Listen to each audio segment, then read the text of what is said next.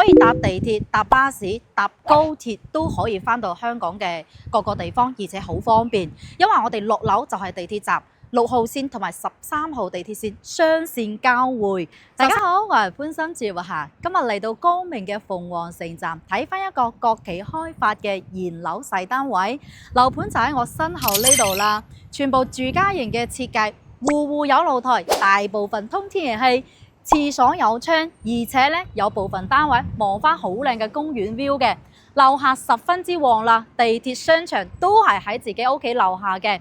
咁我身後呢一條線路咧就係6號線，佢嘅地鐵站咧同商場係直連埋一齊嘅，可以坐翻深圳巴站啊或者羅湖福田。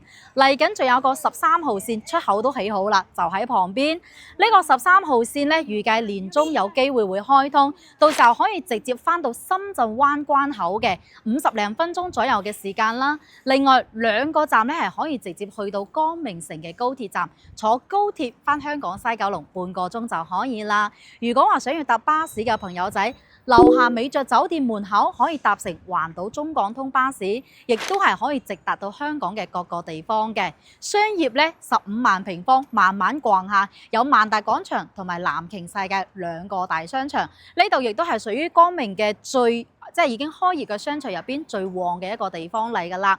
嗱，咁我哋今日嘅屋苑咧，佢正前方有10萬方嘅開明公園，零舍靚仔啊！而且單位咧係採取住家嘅形式啦，全部嘅空間感好強，亦都十分之開揚嘅，戶戶有露台，大部分咧都係通埋天然氣、明火煮食，廁所啊呢啲都係有窗嘅設計形式。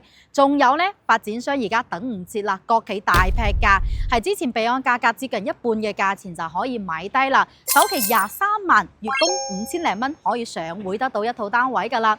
咁我哋公司咧會再額外回贈翻家電禮包或者3年管理費。而家跟住阿霞一齊入去睇翻個最新嘅情況，嚟睇翻樓盤嘅情況。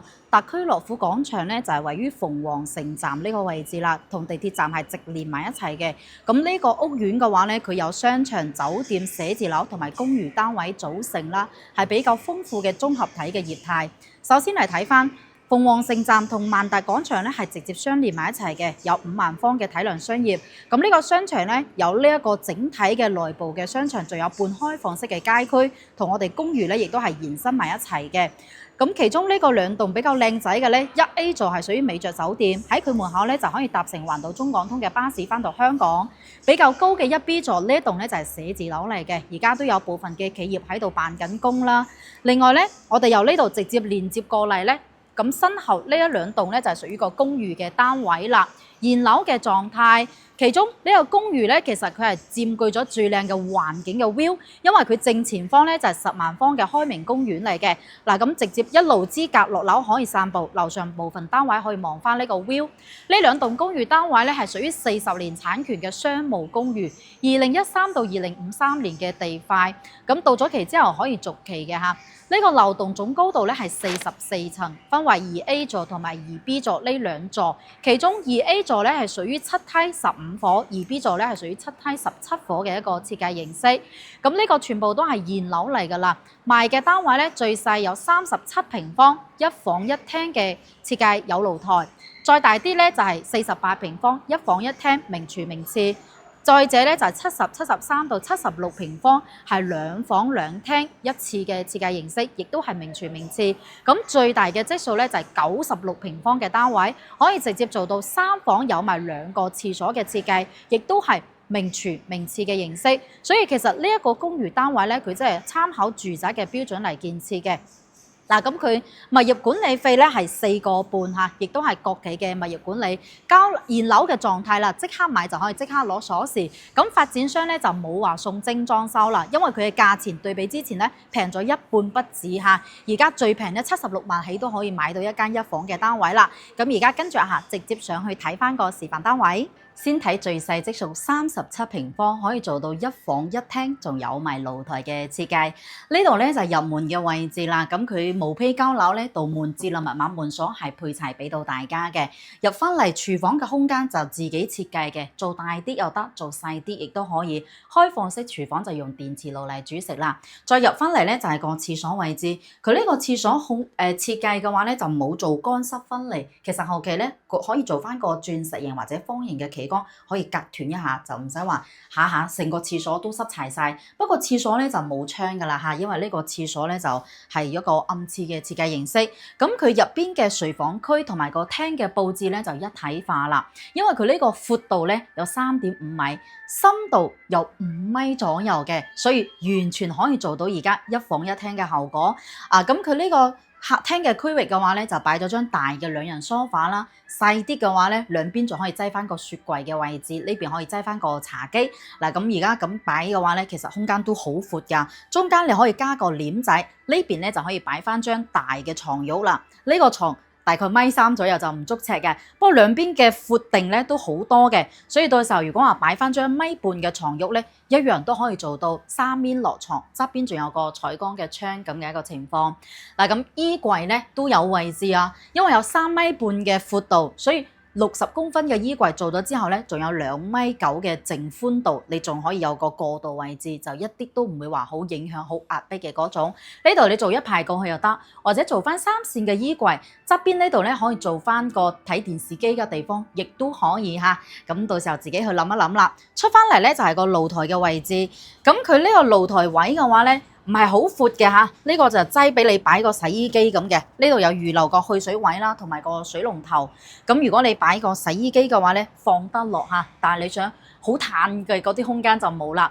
而家8樓位置望翻出去係個東北方向，咁正前方呢度咧，其實就係個樂富廣場嘅前邊嘅一個大空地嚟嘅。咁對面咧就可以見翻地鐵站嘅方向啊。其實個景觀咧，點講咧，都唔會話好壓迫，但係你話好有意思或者好靚咧，又未算得上哈。畢竟呢個係最細嘅積數。OK， 價錢方面咧，而家都有做特價，76萬起可以買到啦。首期款3成就23萬，月供5400蚊左右上會嘅。咁我哋再去睇翻個48平方可以做得一房兩廳嘅一個設計。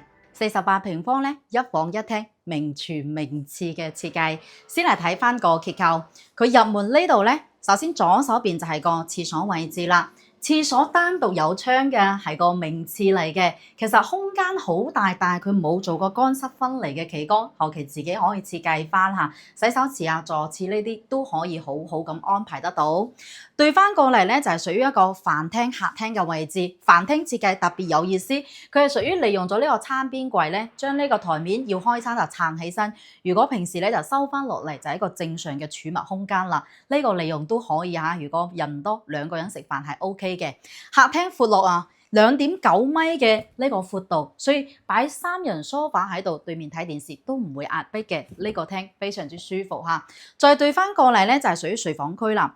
睡房區呢度咧，佢將衣櫃咧係打深入去嘅，所以佢呢度淨開間咧依然有2.9米，入邊仲有60公分嘅衣櫃，呢個空間就闊落啦。床褥可以擺個1.8米嘅，中間可以加個簾仔。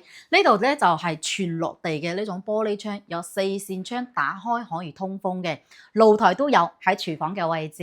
佢呢個廚房嘅話咧，做咗一個完全可以明火煮食嘅廚房啦，空間都唔細㗎。你睇呢個凹位咧，2扇嘅大雪櫃位置都可以擺得落嘅，2個露頭可以裝得到明火煮食，因為佢直接出去咧係有埋個露台嘅。咁呢個露台空間咧大翻好多嚇，係屬於一個矩形嘅空間，可以擺洗衣機、乾衣機、晾衫，仲可以種啲花花草草之類嘅都得嘅。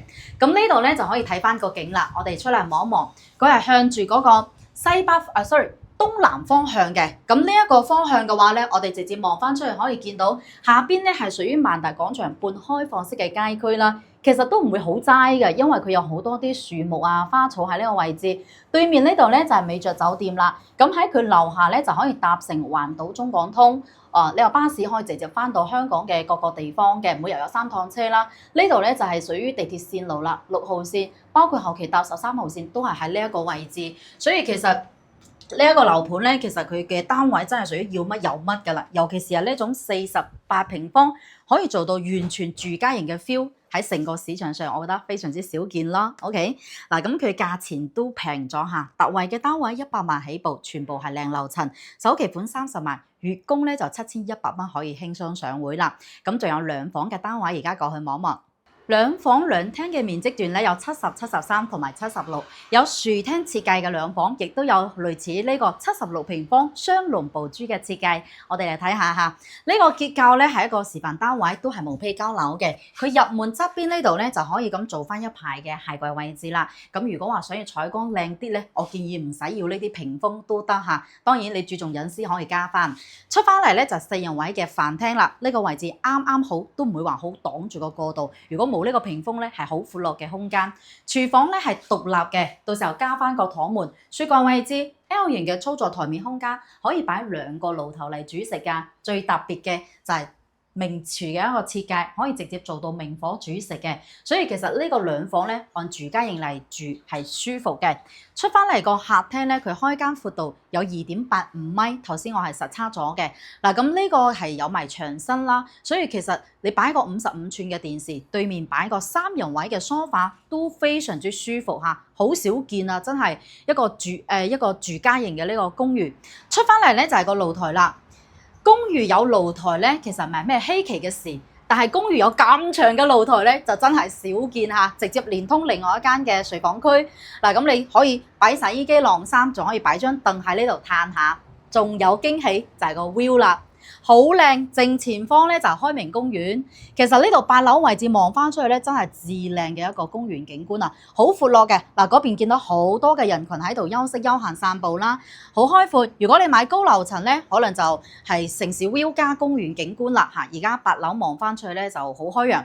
OK， 咁廁所咧做咗3分段式嘅設計，刷牙洗面嘅區域、坐廁、企缸位置讚一讚佢，有1.5米嘅闊度，有單獨嘅窗，係一個明窗嘅設計啦。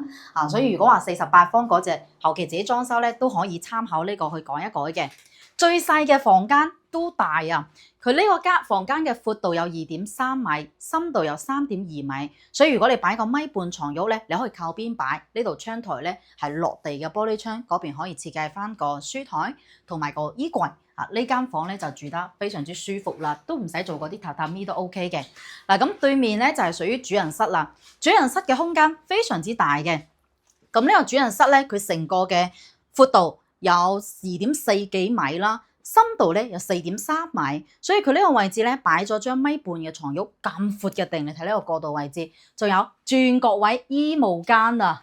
呢個咧少見啊，有時候拍嗰啲住宅都做唔到轉角嘅衣帽間，最多做單排，佢呢個可以實現得到，所以佢呢間房咧係比較長嘅。再有咧就係呢度直接打開道門咧，出去就係個露台嘅位置啦。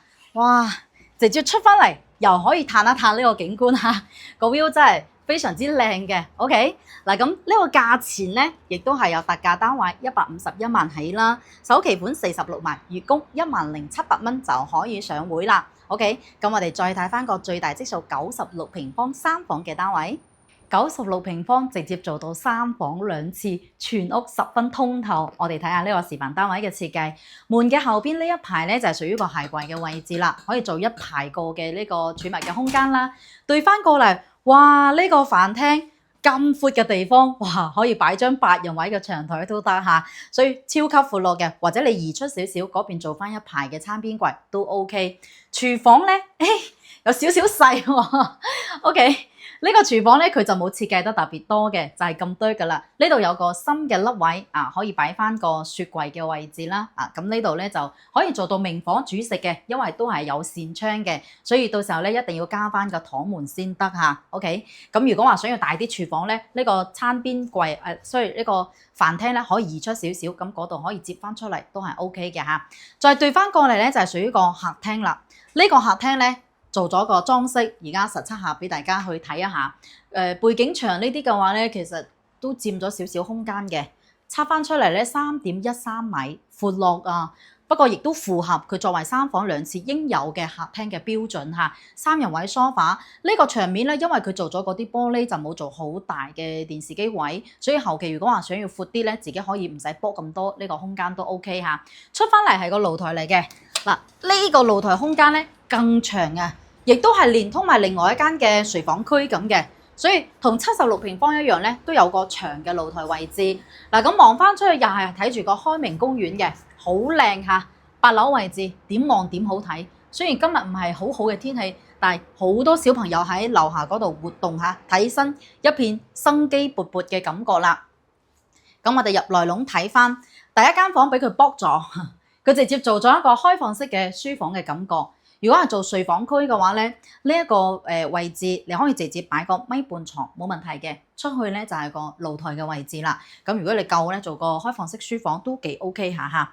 客廁方面咧就做咗乾濕分離嘅。咁其實佢冇隔斷入邊旗杆位置啦。如果話有需要咧，亦都可以加翻個趟門都係 OK 嘅嚇。明廁嘅一個設計，全屋通透嘅，呢個同住宅真係冇咩分別啦個結構。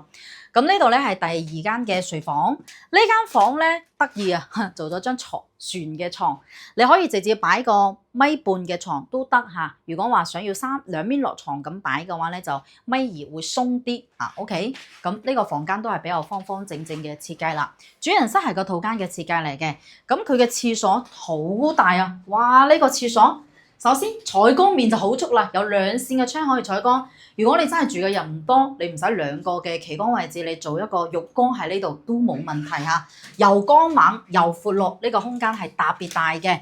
嗱，咁主人室嘅睡房區咧，反而顯得有少少細嘅感覺嚇，因為佢呢度咧闊就係夠細闊嘅，呢個闊度。都測一下，而家擺咗個米半嘅床褥啦，都可以做到三邊落床。佢闊度咧有2.7米嘅，所以其實佢係夠闊，但係佢深度咧就爭少少嚇。所以佢嘅衣櫃咧就做咗一個嵌入式嘅衣櫃喺嗰度，做咗有3列嘅呢個衣櫃啦，空間夠，只不過就冇頭先76方嗰個主人室咁驚訝，嗰個有4.3米嘅深度㗎。價錢方面咧就208萬起步啦，首期款63萬，10年月供每一個月14,800蚊到上會。咁如果話大家係想要揀翻呢個公園景觀嘅單位咧，48、76方同埋呢個96方都有嘅嚇，樓層會高少少，好似呢啲咁矮嘅樓層咧就全部賣淨晒啦。咁如果你係揀翻呢個齋投資啊，或者係呢個自住一個人就夠嘅話咧，咁37平方嗰個都可以嚇。除咗37平方，其他3個面積段嘅全部係通埋天然氣嘅。OK， 咁我哋示範單位已經全部睇齊晒啦，落去樓下做翻個總結。喺小區門前嘅開明公園好大啊，10萬個方，入邊嘅空間咧有草坪啊 ，BB 玩嘅，有啲人咧喺度搭帳篷露營，禮拜6日喺度休息一下都唔錯嘅。咁樓盤咧就喺公園嘅旁邊啦，呢2棟現樓嘅單位好多都入住咗嘅。呢個樓盤真係爭一點啊！發展商如果送埋精裝修咧就 perfect 啦，因為對於好多港人朋友咧都驚裝修麻煩又使錢。其實內地咧你普通嘅裝修下講緊1000到1200蚊左右一個方 OK 㗎啦，比如40零方就差唔多去到4-5萬左右啦。如果90幾平方嗰啲大單位咧，基本上你10萬出頭咧都可以搞得掂嘅。驚麻煩委託下，我好樂意為大家去做一條龍嘅服務。咁呢一個樓盤除此之外，其實優勢要乜有乜，應有盡有啦。